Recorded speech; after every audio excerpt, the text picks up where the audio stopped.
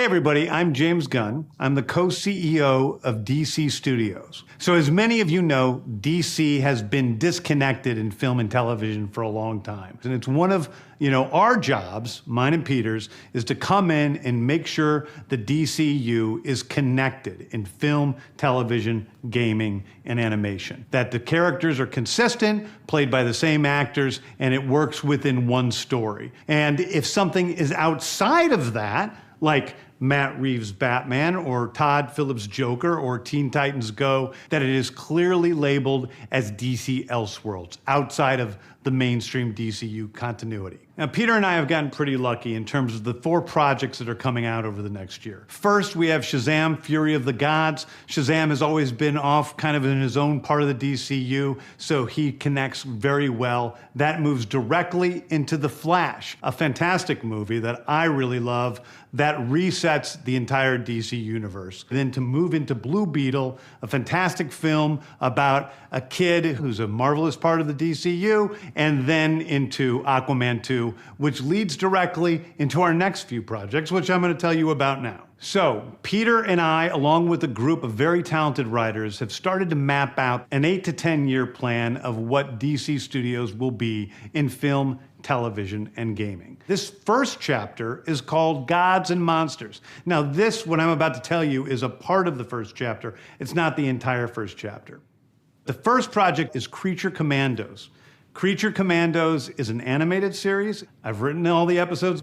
Something we're going to do that's a little bit different at DC is we're going to have characters move into animation, out of animation, usually having the same actor play their voice as who plays them in live action. The next project up is Waller. This is a story of Amanda Waller, played by Viola Davis. Viola Davis is going to team up with members of Team Peacemaker, and this is a story that's been created by Crystal Henry, who did Watchmen, and Jeremy Carver, who created the Doom Patrol. It is a fantastic story that's out of this world, and I can't wait for people to see it. Okay, next up is the big one, the true beginning of the DCU. This is called Superman Legacy. This is being written by me. I'm in the middle of it. I'm having a great time doing it. And Superman will be released into theaters July 11th, 2025. Okay, the next thing is a big premiere HBO television series called Lanterns. This is a story of a couple of Green Lanterns, John Stewart and Hal Jordan, and we have a few other Lanterns peppered in there, but this is really a terrestrial-based TV show, which is almost like True Detective with a couple of Green Lanterns who are space cops watching over Precinct Earth. In it, they discover a terrifying mystery that ties into our larger story of the DCU. Next is a big movie called The Authority. The Authority is a passion project of mine. It's based on the marvelous Wildstorm characters we are now bringing into the DCU and will interact with all of our primary DCU characters. The Authority are a group of superheroes who think the world is broken and they want to fix it by any means necessary. I think it's a very different look at superheroes. We're doing a television series called Paradise Lost.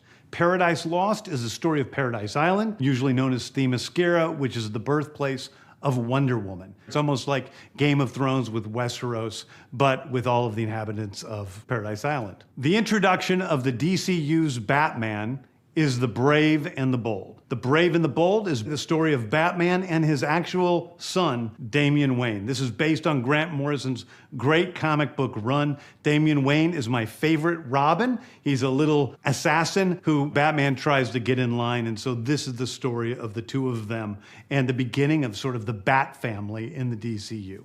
Next up is a TV series called Booster Gold. Booster Gold is one of comics' really popular cult heroes. He is a fascinating guy. He's a loser from the future who uses future technology to come back to present day and become a superhero so that people will love him. It is basically the superhero story of imposter syndrome on an HBO Max series. One of my favorite comic book series from last year was Tom King's run on Supergirl, Woman of Tomorrow. And so we're going to turn that into a big science fiction epic film.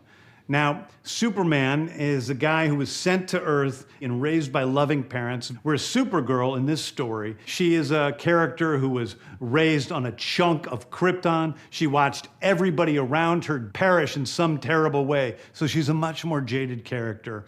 And that brings me to Swamp Thing, the last thing we're going to talk about, a very dark horror story in the origins of the monster who is Swamp Thing.